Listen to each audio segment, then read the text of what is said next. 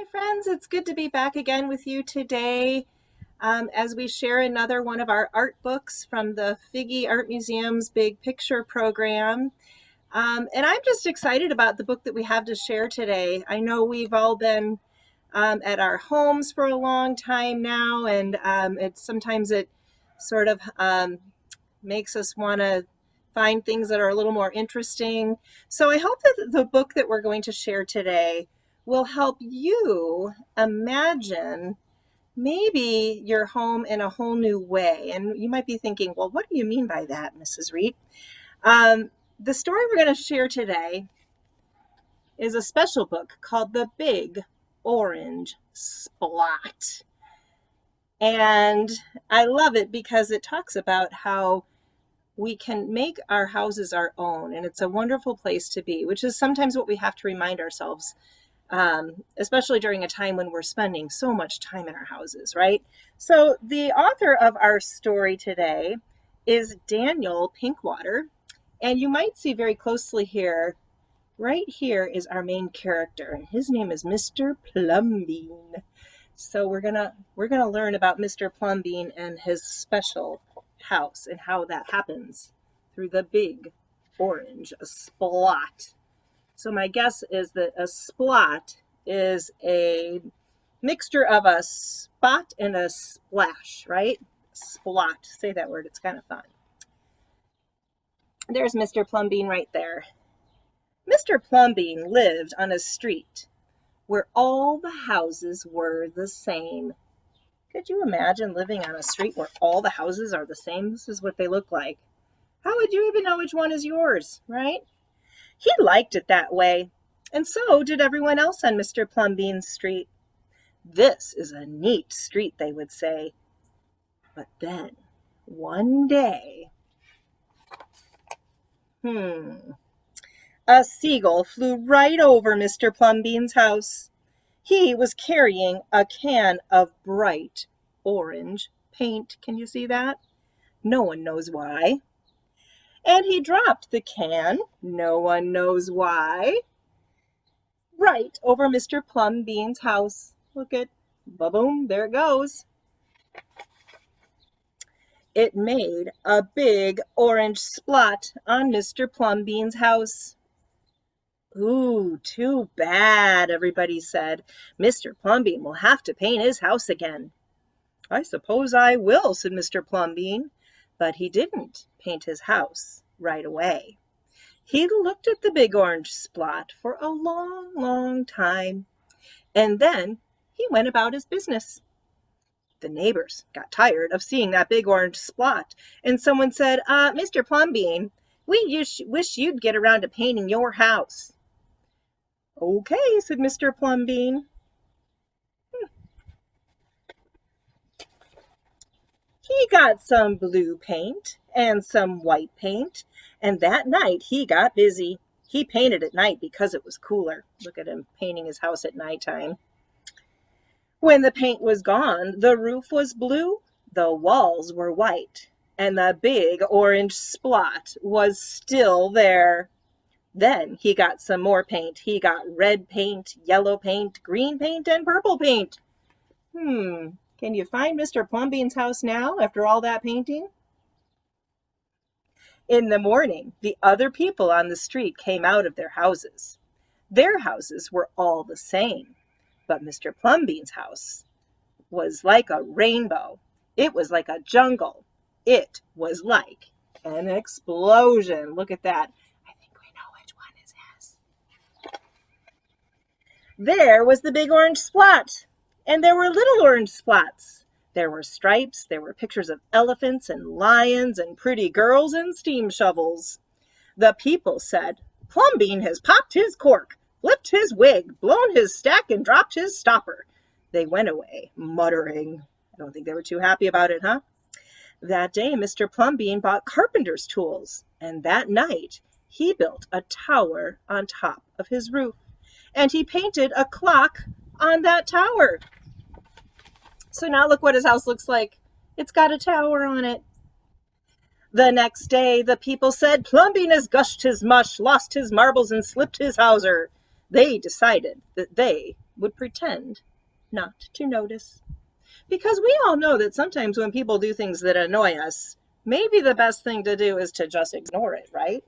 So that's what they did for a while until that very night, Mr. Plumbean got a truck full of green things. He planted palm trees and baobabs, thorn bushes, onions, and frangipani. And in the morning, he bought a hammock and an alligator. Look at all this stuff that he bought, all these green things. And then there he is in a hammock. And right over here, I see an alligator. It's true. When the other people came out of their houses, they saw Mr. Plumbean swinging in a hammock between two palm trees. They saw an alligator lying in the grass, and Mr. Plumbean was drinking lemonade. Sounds like the best place to be, doesn't it? There he is drinking his lemonade. Plumbean has gone too far. This used to be a neat street. Plumbean, what have you done to your house? The people shouted. My house is me, and I am it. My house is where I like to be, and it looks like all my dreams, Mr. Plumbean said. The people went away. They asked the man who lived next door to him, tell him that we all liked it here before he changed his house. Tell him that his house has to be the same as ours so we can have a neat street. Think about that. Is that really true? Does it have to be the same as everyone else's? Let's think about it. So I guess his neighbor went over to have a talk with Mr. Plumbean like everyone wanted him to. The man went to see Mr. Plumbean that evening. They sat under the palm trees drinking lemonade and talking all night long. Ooh, it looks like they kind of had a nice time. Early the next morning, the man went out to get lumber and rope and nails and paint. And when the people came out of their houses, they saw a red and yellow ship right next door to the house of Mr. Plumbean. Wait a minute. That doesn't look the same as all the rest either. What have you done to your house? They shouted at the man. My house is me, and I am it. My house is where I like to be, and it looks like all my dreams, said the man, who had always loved ships. He's just like Plumbean, the people said. He's got bees in his bonnet, bats in his belfry, and knots in his noodle.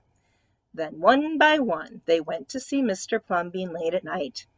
They would sit under the palm trees and drink lemonade and talk about their dreams. And whenever anyone visited Mr. Plumbean's house, the very next day, that person would set about changing his own house to fit his dreams. Have you ever tried to think about what your dream house might look like? Take a second here and just sort of close your eyes. Think about some of your favorite things and what would happen if you turned one of those favorite things into a dream house. Look at what some of his neighbors came up with. Look at one of them made a house out of a hot air balloon. Wow, look at this house. Look at all the swirls and lines and patterns. It almost looks like a big cupcake on top, doesn't it? Ooh, look at this one. A castle, even with a moat around it. Or what about this one? It's a museum with Mr. Plumbean at the top. Whenever a stranger came to the street of Mr. Plumbean and his neighbors, the stranger would say, "This is not a neat street." Then all the people would say, "Our street is us, and we are it.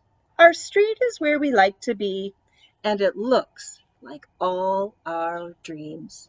Now, isn't this street much more interesting and way more fun because everybody gets to make it their own? So think about what you might create as your own dream house. As a matter of fact, maybe even everybody in your family, your brother and sisters, can create a drawing of your own dream house and create your own neat street. Wouldn't that be kind of cool? Okay, friends, we are ready to take our art challenge based on our book today called The Big Orange Splot. So at one point in the story, I asked all of you to close your eyes and think about what your dream house might look like. Now's the time to put it on paper. So I showed you before, I think it was my cheeseburger house, and I'll show you that a little bit later, but I'm going to draw another dream house because I've got lots of ideas. And of course, you have to know that when I draw my idea, does your idea have to be exactly like mine? I hope you know it does not. But I'm going to take some time and think about what I wanted to draw, and then I'm going to think about how I'll put it on paper. So I'm going to imagine the many different shapes that are part of my picture that I have in my head, and I'm going to draw them on paper. So watch how I begin.